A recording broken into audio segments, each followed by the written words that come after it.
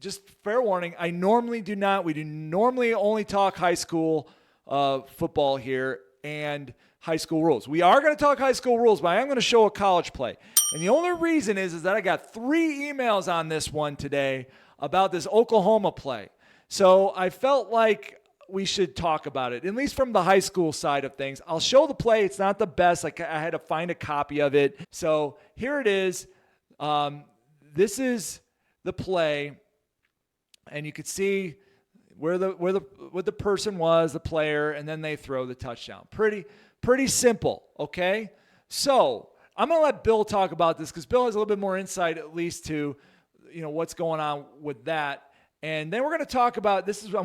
As this is happening, as Bill's talking, I want you to think about high school and what the high school rule is. Bill's going to say something, but I want you to think about what the high school rule is. So, Bill, this play came up. I mean, ESPN play. I know Matt Austin was on that game, but you guys talk. I mean, this is the SEC came out today and said that this was an incorrect judgment.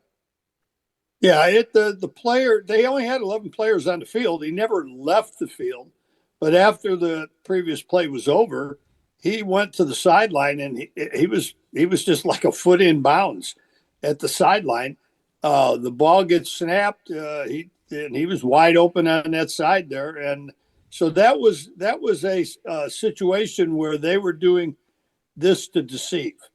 It's an unfair act by college rules. Seeing that it resulted in a touchdown, and to take touchdown off the board with a 15-yard penalty.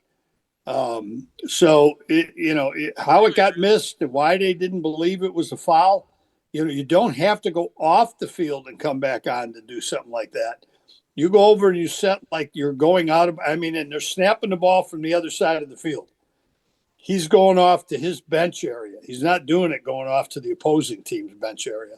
He's coming all the way over to that bench area, and he's standing a foot in bounds, and then turns and heads upfield on the snap. Robert, what do you think it is? Is this a UNS? Is this a illegal participation? Is this formation? Something else? What do you got, Robert? Yeah. Okay. So there are no absolutes. It depends on the actual play and the deception. So in this case, we do have deception, and we do have a play in which the ball is thrown to the deceived player. I have a UNS in this play situation. I could have the same play situation and they're thrown to a different player altogether. And in that regard, I may come out with a totally different foul altogether.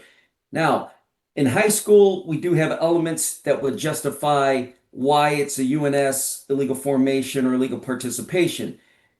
Some of the elements include, once the ball is marked ready for play, all players have to be within the 9-yard marks momentarily, right? We understand that. Did we talk to the coach prior to the game on during any trick plays or formations they like to share? And then we have a discussion on what it is, and then we get a good understanding that, hey, coach, you would have to be perfect, or no, we identify that as to being deceptive, and we would foul it. And yet they do it anyhow. That's easy. I got a UNS all day because coaches actually do that. And it's not necessarily at the varsity level, but at other levels in the high school programs. So to answer your question, in this particular play situation in high school in a varsity contest, I would come out with the UNS foul. All right, so you're going to come out with the UNS. I'm curious, Mike, high school, what was your thought on this? Or maybe you were something else. I don't know. This is clearly illegal participation. It's using the substitution process to deceive. It's right in the illegal participation rule, and it's the only way we can go. You have to go previous spot on this, and unsportsmanlike conduct just isn't.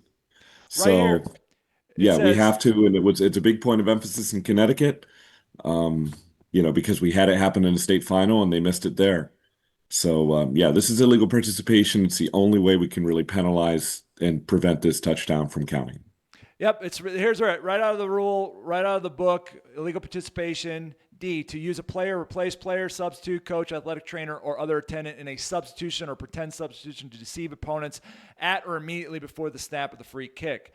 So, by rule, this is illegal participation in high school football.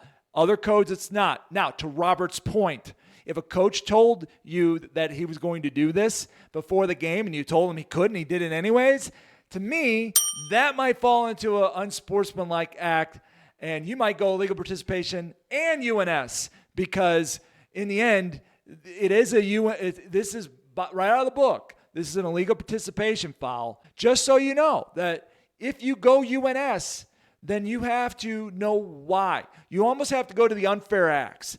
But to Mike's point, in high school football, that's why it's different in college. College, they'll pull this one off the board. In high school, you can't pull it off the board if you go UNS because it's a dead ball foul. All UNSs in high school are dead ball fouls. That's why this is illegal participation. You can also go UNS later if you want, but you want to pull this touchdown off the board in high school football. That's why you got to go illegal participation. Just so you know. That's why we talk about it, because it's awesome. Because high school rules are so freaking complicated. I guess it's to my benefit. So let's say they run the play, but it's only for a 5-yard gain. So if we incorrectly enforce the UNS like I we're saying that we're enforcing the 15 yards from the succeeding spot back after the 5-yard gain. Yeah, just it's a basic spot foul. It's a basic so spot that's foul. Yeah. So in that case, yeah, it would make. Thank you, Mike, for sharing that, because that makes more sense to me. So that's why I'm on MIBT tonight. I learned something, a golden nugget. But to your point, to your play, I would go both, because I would be like you. I'm taking touchdown off the board, or to your example, we're going to walk back, and I'm going to go UNS because you were a jerk. I told you not to do it, and you want to get a counter on him. I'm with you.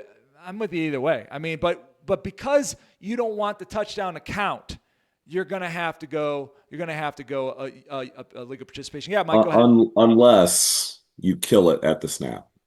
Oh yeah, that's a good point too. If you make this, if you kill it at the snap and just say no, I'm not letting this play happen because the substitution is deceptive and all that, then we're not pulling anything off the board. We got a dead ball foul.